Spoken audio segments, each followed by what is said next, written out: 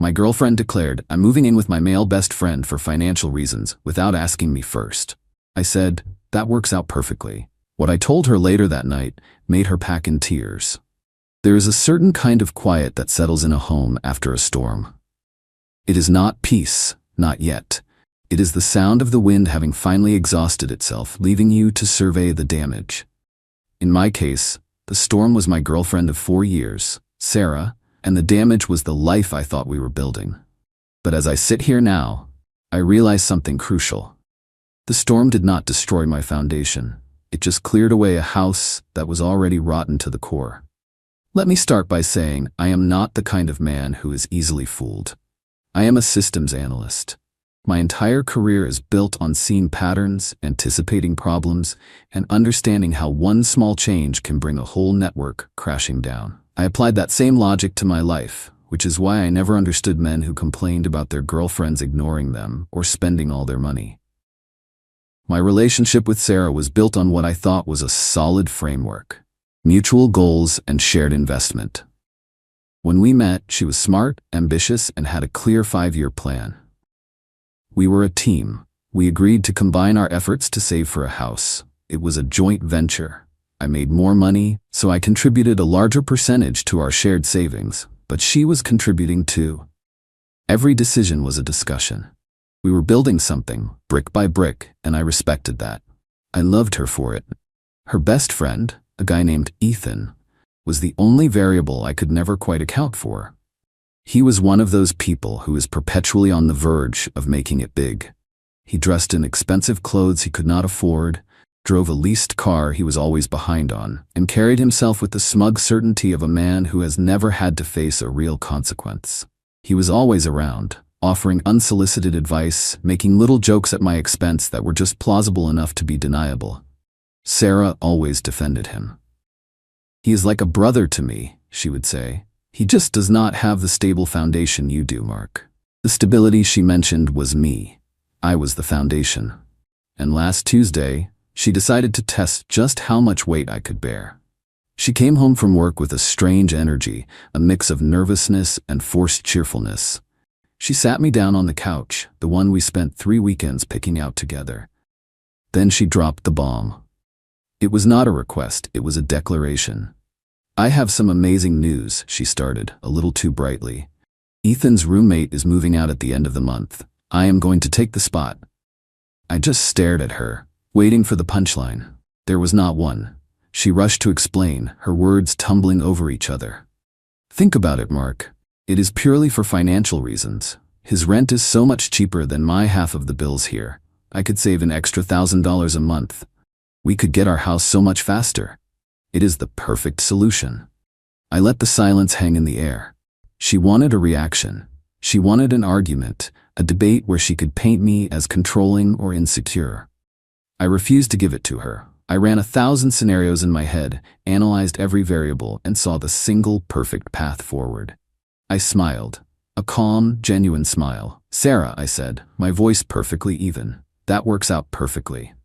The look on her face was priceless. The triumphant, prepared for a fight expression melted into pure confusion. This was not in her script. "It does?" she stammered. "Absolutely," I said, leaning back on the couch. "It is a brilliant financial decision, sacrificing a little comfort now for a bigger payoff later. That is exactly the kind of thinking that makes me so proud of you." Now she was completely off balance. She had expected a storm, but I had given her a clear, sunny day.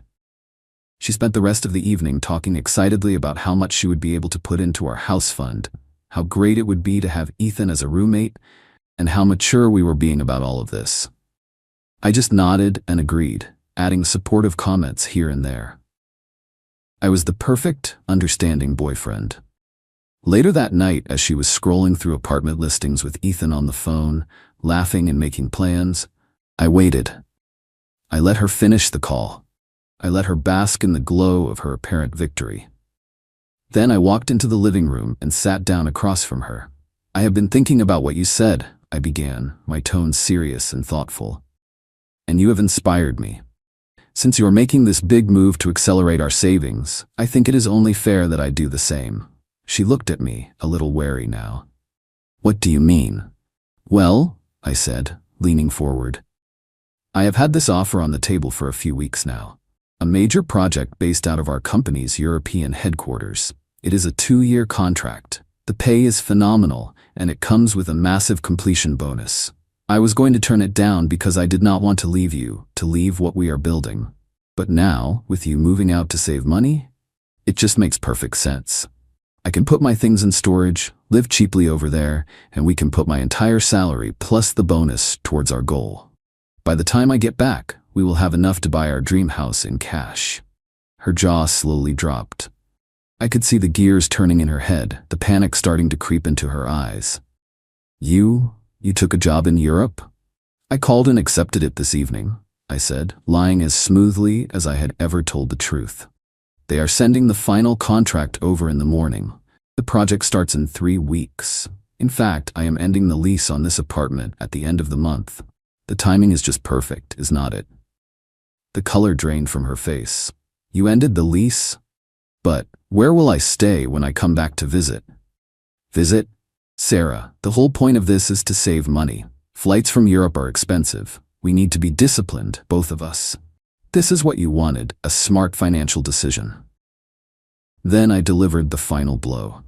And since we will be managing our finances separately for the next 2 years, we need to split our shared assets now. It is the only logical thing to do. I have already drawn up a spreadsheet of the joint savings account, the furniture, everything we have accumulated. We need to figure out who gets what. She just stared at me, speechless. The brilliant plan she had cooked up with Ethan, the one where she got to live with him while keeping me and my income as her safety net, had just been vaporized. She thought she was making a simple move. She had no idea she had just triggered a system-wide collapse. The look in her eyes was no longer confusion. It was pure, unadulterated terror. She started to pack that night, but not with the cheerful excitement she had before. She packed in tears. Update 1. It has been 2 weeks since the night I dismantled our future. The fallout has been exactly as I predicted, only more satisfying. Thank you for the support and the messages. It is good to know that clear, logical thinking is still appreciated in a world of chaos. The day after our conversation was a masterclass in backtracking. Sarah woke up with red, puffy eyes and immediately tried to cancel her plan. I was not thinking clearly, she said, forcing a laugh. Moving in with Ethan is a silly idea. I do not want to do that, and you should not go to Europe. We are better together. I just shook my head, my expression one of deep, sincere regret. I cannot, Sarah. I have already signed the contract. If I back out now, I will be blacklisted at my company. My career would be over. You know I cannot do that.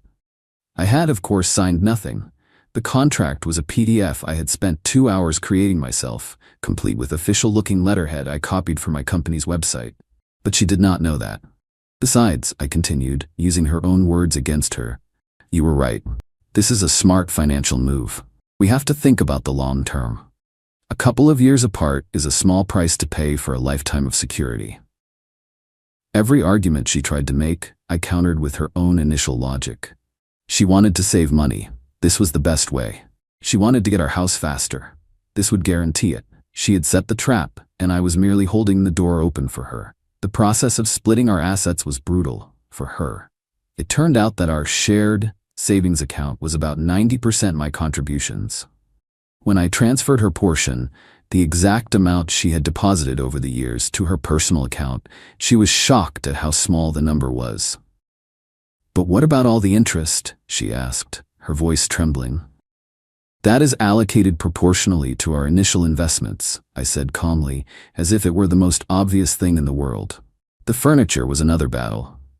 She started pointing at things, the couch, the dining table, the television. We can sell this and split the money, she said. I pulled out another spreadsheet. This one had receipts. I purchased the couch and the television before we even met, I explained. The dining table I paid for myself as a housewarming gift when we moved in. They are not shared assets. By the end of the day, she was left with her clothes, some kitchen items, and a small amount of cash. The life she had taken for granted was revealed to be a life I had almost entirely funded. She moved in with Ethan a week ago. The first few days, my phone was silent. I think she was trying to project an image of success, of having made the right choice. She posted a few pictures on social media of her and Ethan drinking wine in their new apartment, with captions like, "New beginnings," and "So excited for this next chapter." Then the calls started. First, it was about the car. The car she had been driving was in my name. I had been paying the insurance. I called her and told her that since I was moving to Europe, I was selling the car and canceling the policy. She would need to find her own transportation. The panic in her voice was real. "But how am I supposed to get to work? Mark, you cannot do this." "It is a financial decision, Sarah," I said, my tone sympathetic. "I cannot afford to pay for a car I will not be using for 2 years. Next came the phone bill. She was on my family plan. I informed her she would be removed at the end of the billing cycle. Then it was the streaming services, the gym membership, all the little financial threads that had tied her to my income. One by one, I cut them all. Ethan, predictably, has been a nightmare. I have started getting texts from him. At first they were arrogant. "Dude, you really messed up. Sarah is amazing. Your loss." I did not reply. Then they became annoyed. "Hey, Sarah is a little short on rent this month. You need to send her some money. Do not be a jerk." I did not reply. His latest message, sent late last night, was pure desperation. "Mark, you need to call me. The landlord is threatening to evict us. Sarah cries all the time. You created this mess. You need to fix it." They genuinely believe this is my fault. They believe I am obligated to fix the situation they created. Their arrogance is matched only by their stupidity. They thought they could outsmart a systems analyst. They failed to understand that I do not just see the system. I know how to break it. I have not moved to Europe. I have moved into a new apartment across town. It is smaller, but it is all mine. The lease on our old place is officially terminated at the end of this week. Sarah and Ethan think I am packing for an international flight. In reality, I am just unpacking the boxes that contain my new, peaceful life. They have no idea where I am. They have no idea that I am not thousands of miles away, but just across the city watching their entire poorly designed plan crumble into dust. And the best part is, I am just getting started. Update 2. It has been a month now. The initial shockwave has passed, and I am now in the phase of observing the aftershocks. The story has taken a turn that even I did not fully anticipate. My plan was simply to extricate myself from the situation cleanly, and let their own poor planning be their downfall. But it turns out, when you build your life on a foundation of lies, the collapse is far more spectacular than you can imagine. After a week of increasingly desperate texts from Ethan, I received a call from a number I did not recognize. It was Sarah's mother. I had always had a cordial relationship with her parents. They seemed like decent people. I was wrong. Her mother did not waste time with pleasantries. She launched into a tirade about how I had abandoned her daughter, how I had left her stranded and destitute. She called me cruel and heartless. I let her finish. When she finally paused to take a breath, I spoke calmly. "With all due respect, Sarah made an independent financial decision to move in with another man. I have simply made some financial decisions of my own. She is your girlfriend. You have a responsibility to take care of her," she yelled. "Actually," I said, "I do not think she is my girlfriend anymore. And I would ask Sarah about her responsibilities to me and to our shared goals before you lecture me on mine." That conversation was the opening salvo in a new campaign, the guilt and shame offensive. Suddenly, mutual friends started calling me. They had all heard a heavily edited version of the story from Sarah, one in which I had a sudden mental breakdown, became controlling, and punished her for trying to be financially responsible. This was a variable I had anticipated. Before this all started, when my suspicions about Sarah and Ethan first began to solidify a few months ago, I had started my real work. I am a systems analyst, remember? I analyze data, I find patterns. I had installed monitoring software on our home network, not to spy on her emails, but to track data traffic patterns. I noticed that her data usage on her laptop and phone spiked late at night, and it was all directed towards social media and messaging apps when she claimed to be working. I also noticed that their shared online grocery orders, paid for from our joint account, often included expensive items I never saw, like high-end liquor and steaks. The final piece of the puzzle fell into place when I ran a background check. Not on her, but on Ethan. It turned out his financial situation was far worse than I imagined. He had 2 prior evictions and a string of unpaid debts. The owner of the apartment he was renting was a small, independent landlord, not a large corporation, a man who would be much more likely to take swift action against a non-paying tenant. I had compiled all of this: the data logs, the grocery receipts, a copy of Ethan's public eviction records. I had it all in a neat digital folder, my insurance policy. When the first mutual friend called to tell me what a terrible person I was, I did not argue. I simply said, "I think you have only heard one side of the story. Let me send you an email with some context." I sent them a link to a password-protected web page I had built. On it, I laid out the entire timeline, unemotionally and with evidence. I included screenshots of the grocery orders, showing the items that were clearly not for our household. I included the public records of Ethan's financial instability, and I included the most damning piece of evidence: transcripts from our home security system's audio recordings. The system recorded audio when it was armed or disarmed. I had captured several conversations between Sarah and Ethan from when they thought I was asleep or at work. The conversations were sickening. They had been planning this for months. It was not just about saving money. It was a deliberate scheme. The plan was for Sarah to move in with Ethan, and for me to continue funding her lifestyle: the car, the phone, her spending money, under the guise of our relationship.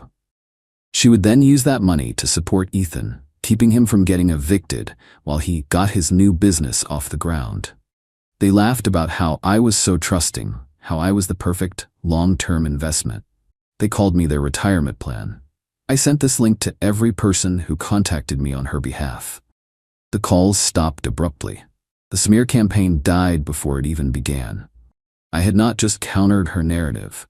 I had obliterated it with cold, hard facts. The best part was the call I received from her father. He was a proud man, and I could hear the humiliation in his voice. He had clearly seen the evidence. He did not yell. He just said, "I would like to arrange to pick up the rest of Sarah's things from your new address." He had somehow gotten my new address. It did not matter. I told him I would leave the boxes in the building's loading dock on a specific day. He agreed. He then asked a question that I knew was coming. "The car, she needs it for work. Is there any way she could just take over the payments?" "The car has already been sold," I said. It was another lie, of course. The car was sitting in my new secure parking garage. It was a sound financial decision. The silence on the other end of the line was my victory. He knew he had no leverage. He knew his daughter had been caught in a scheme so foolish and so greedy that there was no defending it. Sarah and Ethan are now facing the full consequences of their actions. Their landlord, who I may or may not have sent an anonymous tip to regarding his tenant's financial history and the precarious nature of his new roommate's income, has started the eviction process. Sarah is unemployed. Her company, a small firm where reputation is everything, let her go after rumors of her unethical planning started to circulate. It seems one of our mutual friends works in the same industry.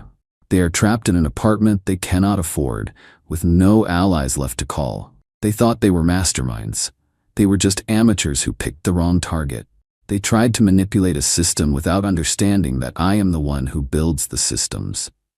And I always build in a failsafe. Final update. It has been 6 months since my old life ended, and my new one began. The dust has completely settled. The silence from their side is absolute. The story is over, and I can definitively say that I won. Not just the battle, but the entire war, and I did it without ever raising my voice. The eviction I mentioned in my last update went through. Sarah and Ethan were forced out of their apartment. The image of them trying to move their things without a car, a detail I heard from a former mutual friend, is a source of quiet satisfaction. Their brilliant plan, hatched over months of whispered phone calls and secret meetings, ended with them standing on a curb, surrounded by boxes they could not afford to move. Ethan, as I predicted, folded under the pressure. He blamed Sarah for everything, for bringing her drama into his life and for getting him kicked out. Their great friendship, the one that was like family, dissolved the moment the money ran out. He moved back to his hometown to live with his parents, a 30-year-old man defeated by his own arrogance. Sarah's fall was harder and more complete. After losing her job and her apartment, she had no choice but to move back in with her parents. But the home she returned to was not the supportive sanctuary she expected. Her father, a man who valued reputation above all, was deeply ashamed. He had seen the evidence I had compiled. He knew the truth. He and her mother were providing her with a roof over her head, but the warmth was gone. She was a disgrace to their family name, and they treated her as such. I learned through the grapevine that she has been struggling to find new work. The industry she was in is small, and word travels fast. The story of her manipulative plan, backed by undeniable proof, has made her toxic. She is paying a long-term price for a short-sighted scheme. The final and most satisfying piece of this entire saga happened about 2 months ago. I received a formal letter from a lawyer she had hired. It was a demand letter, a desperate attempt to claim some sort of financial settlement from our 4-year relationship. It was full of legal jargon about emotional distress and implied partnerships. My lawyer, a sharp, no-nonsense woman, had been waiting for this. We did not just respond with a letter of our own. We responded with a counterclaim. We filed a civil suit against Sarah and Ethan for conspiracy to commit fraud. Our case was meticulous. We had the audio recordings of them planning to use my income to support him. We had the financial records showing the money from our joint account being spent on him. We had Ethan's text messages demanding I send Sarah money. We even had a sworn affidavit from their former landlord about the nature of their tenancy and their conversations with him.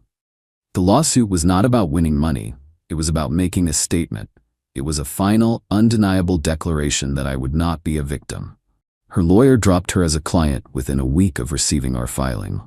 Facing a lawsuit they could not possibly win, and with no money to hire another attorney, Sarah was forced to sign a settlement. In it, she formally renounced any and all claims against me, now and in the future. She also had to sign a non-disclosure agreement, legally preventing her from ever speaking or writing about me or our relationship again. My smear campaign insurance was now ironclad and legally binding. I walk away from this with everything. My finances are secure, my career is thriving, my new apartment feels like a real home. I have learned a valuable, if painful, lesson about trust and the importance of verifying data, even in your personal life.